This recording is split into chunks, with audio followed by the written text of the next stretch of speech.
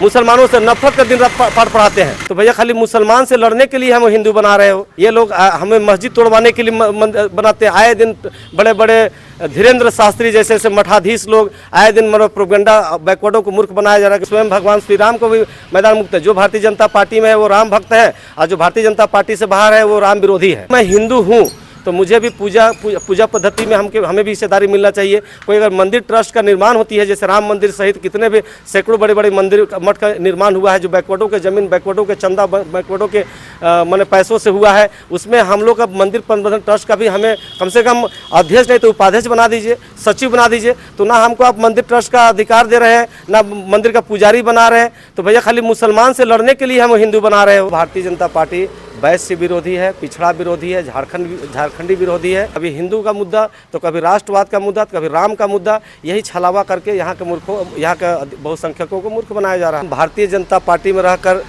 झारखंडियत का और झारखंड निवासियों का मैं हक हुकूक की बात नहीं कर सकता। 1985 का जो कटआउट डेट जो रघुवर दास जी के कार्यकाल में तय किया गया था, ये साफ दर्शाता है इसका मंशा को। आज 60-40 जो वर्तमान में चल रहे 60-40 नहीं चलता। आप देख सकते हैं कि भारतीय जनता पार्टी के तथाकथित बिचौलिए लोग, जिसके समर्थक लोग, भारतीय जनता पार्टी के नेता लोग भी इसका विरोध कर रहे हैं। हिंदू जमीन मंदिर निर्माण में जमीन देने के लिए है, सिर्फ हिंदू हम बैकवर्ड लोग उस मंदिर में भगवान को मूर्ति स्थापित करने के लिए है, मंदिर का निर्माण करने के लिए है।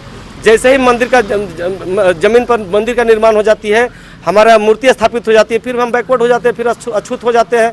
तो ये तुष्टीकरण भारतीय जनता पार्टी के द्वारा लंबे कालखंड से, आज़ादी के बाद से चल रही है। 2024 में झारखंड में विधानसभा का चुनाव होना है और चुनाव से पहले भारतीय जनता पार्टी झारखंड प्रदेश को एक और बड़ा झटका लगा है।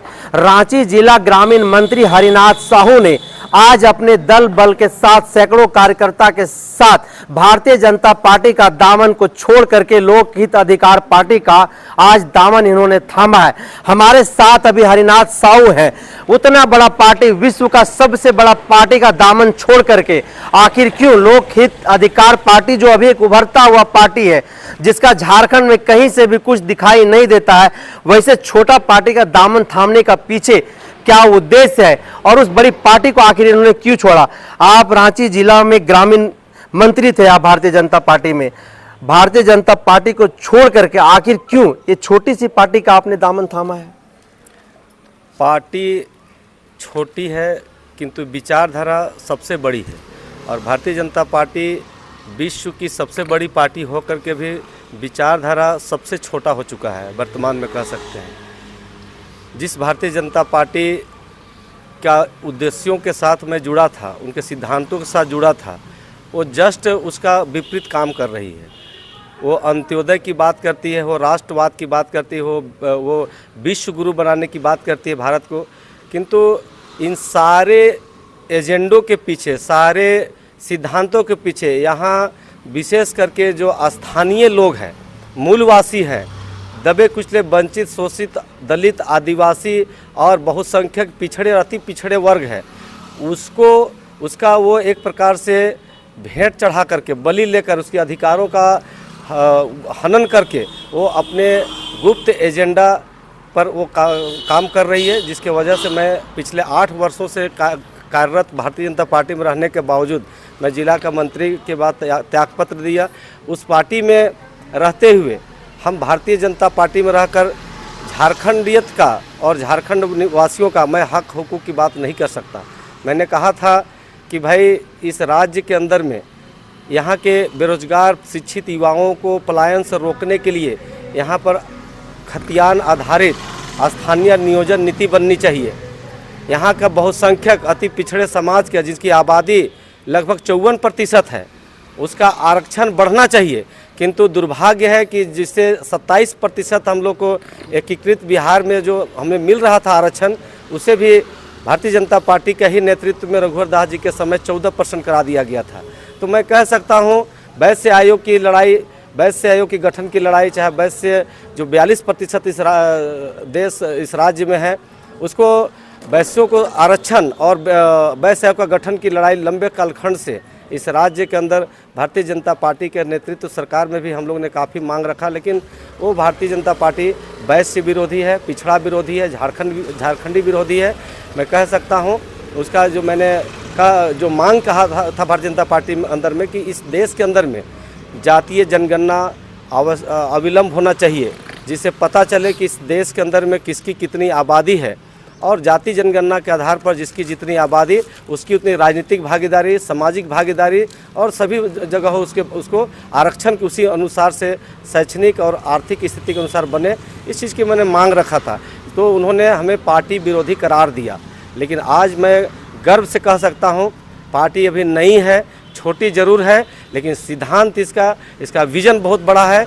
लोकहित अधिकार पार्टी ये झारखंड की पार्टी है और पूरे देश स्तरीय इसके प्रचार प्रसार बहुत जल्द हो जाएगा। और मुझे लगता है कि जिस न्यायिक लड़ाई के लिए, जिस सामाजिक न्याय की लड़ाई की मैं परिकल्पना और सिद्धांतों के साथ मैं राजनीतिक क्षेत्र में दहलीज में कदम रखा था, वो लोकहित अधिकार पार्टी के माध्यम से इस राज्य के गरीब युवाओं को, गरीबों को मुफ्त में शिक्षा और मुफ्त में इलाज, चिकित्सा का जो इनका मूल एजेंडा में है, और सभी वर्गों को, चाहे वो दलित है, चाहे आदिवासी है, चाहे अति पिछड़े समाज है, बहुसंख्यक है, दबे कुचले वंचित शोषित वर्गों के लिए सामाजिक लड़ाई और राजनीतिक भागीदारी का जो उन्होंने अपना विजन की बनाया है, इन्हीं से प्रभावित होकर के मैं आज लोकहित अधिकार पार्टी में सैकड़ों समर्थकों और विशेष करके हमारी महिला बहन ने जिस प्रकार बढ़ चढ़ के अपना उत्साह दिखाया, मेरा साथ दिया।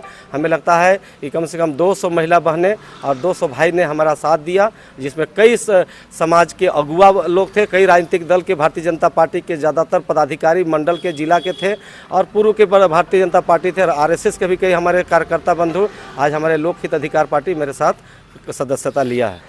हरिनाथ जी, आपने भाजपा पर काफ़ी गंभीर आरोप लगाया है कि भारतीय जनता पार्टी झारखंड विरोधी है, स्थानीय नीति का विरोधी है, लेकिन जब रघुवर दास की सरकार इस राज्य में थी तो उन्होंने 1925 का कट ऑफ पे राज्यवासियों को स्थानीय नीति देने का तो काम किया, फिर झारखंड विरोधी कैसे हुआ? यही तो बात का समझना है कि भाई सभी राज्यों में, देश के अंदर में सभी राज्यों में स्थानीय नीति और नियोजन नीति, वहाँ के मूल निवासी होने के प्रमाण पत्र, जैसे झारखंड में खतियान है, 3-3 बार सर्वे रिपोर्ट है, उस खतियान आधार पर, चाहे वो 32 की खतियान का रिपोर्ट है, चाहे 1909 का 8 का खतियानी आधार रिपोर्ट है, उस आधार पर ये स्थानीय नियोजन नीति नहीं लागू करके ये बाहरियों का और कुछ चंद मुट्ठी भर शासक वर्गों का ये पार्टी है। 1985 का जो कटआउट डेट जो रघुवर दास जी के कार्यकाल में तय किया गया था, ये साफ दर्शाता है इसका मंशा को। आज 60-40 जो वर्तमान में चल रहे 60-40 नहीं चलता। आप देख सकते हैं कि भारतीय जनता पार्टी के तथाकथित बिचौलिए लोग, जिसके समर्थक लोग, भारतीय जनता पार्टी के नेता लोग भी इसका विरोध कर रहे हैं। मैं पहले भी आपके चैनल के माध्यम से बोल चुका हूं कि ये लोग का नियत और नीति बिल्कुल गलत है। ये लोग कभी चाहता ही नहीं है झारखंड का विकास हो, झारखंडियों का पलायन रुके, झारखंड के लोगों को सरकारी नौकरी में भागीदारी मिले, यहाँ के लोगों को राजनीतिक भागीदारी। अभी देख सकते हैं वर्तमान में अभी भारतीय जनता पार्टी का जो संजय सेठ जी है, हरियाणा से है, राजस्थान से हमारे समरी लाल जी हैं मूलवासी। अभी ये लोग एक्चुअली में अपने गुप्त एजेंडा, जो बाहरी तत्वों को प्रश्रय देना, बाहरी लोगों को सरकारी नौकरी में एम्प्लॉयड करना, यहाँ के राजनीतिक हिस्सेदारी पर कब्जा करना, ये इनका शुरू से इतिहास रहा है। हमारे लोग कम पढ़े लिखे हैं, हमारे लोग जागरूक नहीं है, अति पिछड़े दलित आदिवासी बहुसंख्यक लोग, इसीलिए हमारे लोगों को कभी हिंदू मुसलमान का, कभी राष्ट्रवाद का एजेंडा दे करके मूर्ख बना करके असल मुद्दे से, जो हमारा स्थानीयता मुद्दा होना चाहिए, जो हमारा राजनीतिक भागीदारी का मुद्दा होना चाहिए, जो यहाँ का बेरोजगार, शिक्षित बेरोजगार युवाओं को जो पलायन हो रहे हैं अपना रोजगार और सरकारी नौकरी का अभाव में, वो मुद्दा होनी चाहिए। वो मुद्दा नहीं हो करके कभी हिंदू का मुद्दा, तो कभी राष्ट्रवाद का मुद्दा, तो कभी राम का मुद्दा, यही छलावा करके यहाँ के मूर्खों, यहाँ के बहुसंख्यकों को मूर्ख बनाया जा रहा है। पार्टी छोड़ने के बाद आपने एक और आरोप लगाया आपने कि भाजपा में रह करके अगर भाजपा के विरोध में आप बात करिएगा, अगर संविधान की आप बात करिएगा, हक हुकूक की अगर आप बात कीजिएगा, तो आप भाजपा में भाजपा विरोधी कहलाइएगा। ये क्या, आखिर ये आरोप, इतनी बड़ी आरोप आप भाजपा पे जड़ रहे हैं, इसका क्या तथ्य है? देखिए, चैनलों के माध्यम से पूरा प्रदेश देखा, भारतीय जनता पार्टी के लोगों ने भी देखा। मैं एक निष्ठावान कार्यकर्ता के रूप में 8 वर्षों से भारतीय जनता पार्टी में रह करके सेवा किया। 5 वर्षों तक प्रदेश कार्य समिति OBC मोर्चा में रहा, कई जिलों के प्रभारी भी रहे। पिछले 2.5-3 साल से मैं जिला ग्रामीण ओबीसी जिला ग्रामीण के जिला मंत्री में भी रहे। तो मुझे चूँकि कोई भी राजनीतिक दल में जब कोई राजनीतिक कार्यकर्ता भागीदारी लेता है तो मुझे लगता है कि वो उसका एक अपना राजनीतिक उद्देश्य होता है। उद्देश्य क्या था मेरा कि हम जिस मिट्टी से पैदा हुए हैं, जो मेरा झारखंड है, इस झारखंड में चूँकि एक आंदोलनकारी भी रहा हूँ अलग झारखंड राज्य का। मैंने जिस सपनों का झारखंड मैंने देख करके लड़ाई लड़ा, मुझे लगा था कि झारखंड अलग राज्य बनेगी तो यहाँ के युवाओं को सरकारी नौकरी मिलेगी, यहाँ का संसाधनों में, प्राकृतिक संसाधनों में 100% भागीदारी मिलेगी, यहाँ के जनता को राजनीतिक भागीदारी मिलेगी, हमारे ही भाई भतीजा लोग विधायक सांसद बनेंगे, मुख्यमंत्री बनेंगे और यहाँ के लोगों के साथ न्याय करेगी। मैं इस ख्याली सपनों के साथ मैं भारतीय जनता पार्टी और सभी दलों से मैं अपेक्षा करता था।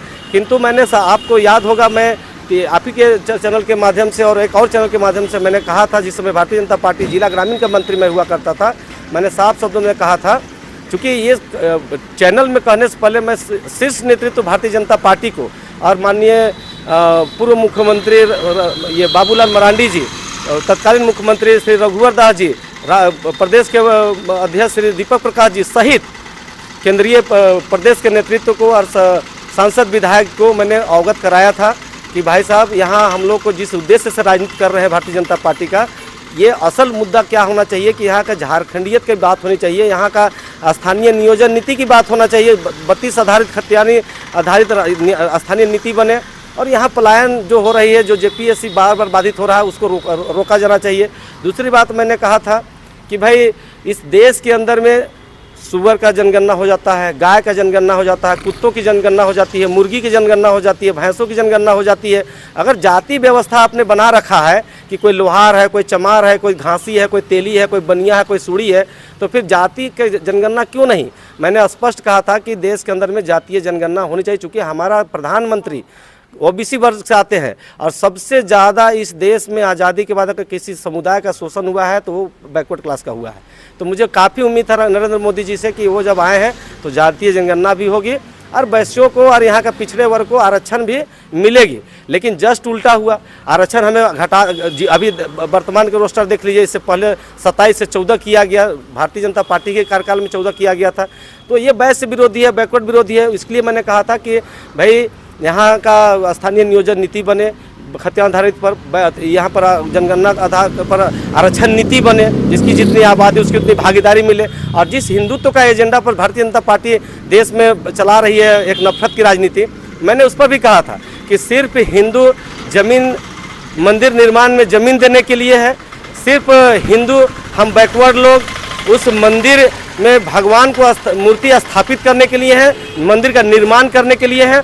जैसे ही मंदिर का जमीन पर मंदिर का निर्माण हो जाती है, हमारा मूर्ति स्थापित हो जाती है, फिर हम बैकवर्ड हो जाते हैं, फिर अछूत हो जाते हैं। तो ये तुष्टीकरण भारतीय जनता पार्टी के द्वारा लंबे कालखंड से, आज़ादी के बाद से चल रही है और लोग को मुगालते में रख करके यहाँ अमृत महोत्सव 75 साल का मनवा रहा है। तो मैं कह सकता हूँ कि अगर यदि मैं हिंदू हूँ तो मुझे भी पूजा पद्धति में हमें भी हिस्सेदारी मिलना चाहिए। कोई अगर मंदिर ट्रस्ट का निर्माण होती है, जैसे राम मंदिर सहित कितने भी सैकड़ों बड़े बड़े मंदिर मठ का निर्माण हुआ है, जो बैकवर्डों के ज़मीन, बैकवर्डों के चंदा, बैकवर्डों के माने पैसों से हुआ है, उसमें हम लोग का मंदिर प्रबंधन ट्रस्ट का भी हमें कम से कम अध्यक्ष नहीं तो उपाध्यक्ष बना दीजिए, सचिव बना दीजिए। तो ना हमको आप मंदिर ट्रस्ट का अधिकार दे रहे हैं, ना मंदिर का पुजारी बना रहे हैं। तो भैया खाली मुसलमान से लड़ने के लिए हम हिंदू बना रहे हो, सिर्फ मैंने एक प्रोपगेंडा है। ये लोग हमें मस्जिद तोड़वाने के लिए बनाते हैं। आए दिन बड़े बड़े धीरेन्द्र शास्त्री जैसे मठाधीश लोग आए दिन मतलब प्रोपगेंडा, बैकवर्डों को मूर्ख बनाया जा रहा है कि यहाँ का मुसलमानों को क्या करना चाहते हैं। लोग मुसलमान को भगा देना चाहते हैं, मुसलमान को मार देना चाहते हैं, मुसलमान हीन करना चाहते हैं। एक तरफ तो इनके प्रधानमंत्री नरेंद्र मोदी जी कहते हैं कि अखंड भारत का निर्माण करेंगे, बांग्लादेश को भी मिलाएंगे, पाकिस्तान को भी मिलाएंगे, अफगानिस्तान को भी मिलाएंगे, श्रीलंका को भी मिलाएंगे और तरह तरह का मैंने बात करती है पूरा अखंड भारत बनाने का, जो कि अधिकतर मुस्लिम कंट्री है। दूसरी तरफ आप देख सकते हैं कि जब चुनाव के समय आते हैं तो ये पासमानदा मुसलमानों को सदस्यता अभियान चलवाते हैं। यूपी में भी हाल फिलहाल में चुनाव हुआ, वहाँ बड़े पैमाने पर मुसलमानों को नगर निकाय का चुनाव में लोग टिकट देने का भी काम करते हैं। और दूसरी तरफ हमारे बैकवर्ड क्लास के अनपढ़ लोग को, कम पढ़े लिखे लोग को हमें मुसलमानों से नफरत का दिन रात पाठ पढ़ाते हैं। जिस तरह से लोग हरिनाथ साहू को भारतीय जनता पार्टी में देखा कि अपने पार्टी के नीतियों के खिलाफ में हमेशा अपनी आवाज़ को बुलंद रखा, क्या लोकहित अधिकार पार्टी में अगर पार्टी की नीतियां गलत होती है तो उसी तरह से हरिनाथ साहू लोगों के सामने में दिखाई दे। बिल्कुल, मैं किसी पार्टी का बंधुआ मजदूर नहीं हूँ। बंधुआ मैं किसी पार्टी का किसी एजेंडे का शिकार मैं कभी नहीं रहा हूँ। मेरा इतिहास है, इसलिए कुछ लोग हमें दल बदलू भी कहते हैं। मुझे उससे कोई फर्क नहीं पड़ता है। मुझे अगर 50 को भी पार्टियां अगर बदलना पड़े तो मुझे स्वीकार है, लेकिन जो इस झारखंड के अस्मिता के साथ, झारखंड के हक अधिकार के साथ, झारखंडियों के साथ जो खिलवाड़ करेगा, जो अपनी नीतियों से भटक जाएगा, हरिनाथ साहू उसे 1 मिनट भी छोड़ने में देर नहीं करेगा। मेरा उद्देश्य कोई सांसद विधायक राजनीतिक दलाली करके अपना विकास करना नहीं है। मैं एक आंदोलनकारी रहा हूं। मुझे झारखंड का विकास देखना है। जब तक जिंदा रहूंगा मैं यहाँ का हक हुकूक की लड़ाई लड़ूंगा, मैं यहाँ के स्थानीय लोगों की लड़ाई लड़ूंगा, यहाँ झारखंड के न्याय की लड़ाई लड़ूंगा, सामाजिक न्याय की लड़ाई लड़ूंगा, चाहे वो लोक हित अधिकार पार्टी की बात हो, चाहे किसी भी अन्य दल की बात हो। जब तक लोक हित अधिकार पार्टी अपने विजन पर कायम है, अपने उद्देश्यों के साथ है, हरिनाथ साहू उसका एक सेनापति बन करके हमेशा अगुवाई का काम करेगा, लोगों को जोड़ने का काम करेगा, और इस राज्य ही नहीं पूरे देश में इसका परचम लहराएंगे। ये मेरा अपना संकल्प है। किंतु अगर जिस दिन वो राज्य विरोधी काम करेगा, जिस दिन यहाँ का झारखंडियों के खिलाफ कोई रणनीति बनाएगा, हरिनाथ साहू से सबक सिखाने का काम करेगा। 8 सालों तक भारतीय जनता पार्टी में रहने के बाद अपने ही पार्टी के नीतियों के खिलाफ हमेशा सड़क से लेकर के सदन तक अपनी आवाज को बुलंद करने वाला शख्स आज भारतीय जनता पार्टी का दामन छोड़ दिया और लोक हित अधिकार पार्टी का दामन थामा है। अब भविष्य में क्या होगा ये तो तमाम चीज़ें भविष्य के गर्भ में है, लेकिन एक बात तो कहूँगा कि जिस तरह से भारतीय जनता पार्टी का दामन को छोड़ करके बड़े बड़े ऐसे ही उनके जो राजनेता हैं, बड़े बड़े जो लीडर हैं, जो समाज की अगुवा करते हैं, वो लगातार भारतीय जनता पार्टी का जो दामन छोड़ करके दूसरे दलों का दामन थाम रहे हैं। इससे भारतीय जनता पार्टी को कहीं ना कहीं एक बड़ी क्षति इस प्रदेश में हो रही है, और हो सकता है कि इसका खमियाजा आने वाला जो चुनाव है लोकसभा और विधानसभा का, उस दौरान भारतीय जनता पार्टी को भुगतना पड़ेगा। तो लगातार ऐसे ही मुद्दों से मैं आपको अवगत कराता रहूँगा। तब तक आप बने रहिए हमारे साथ। जोहार।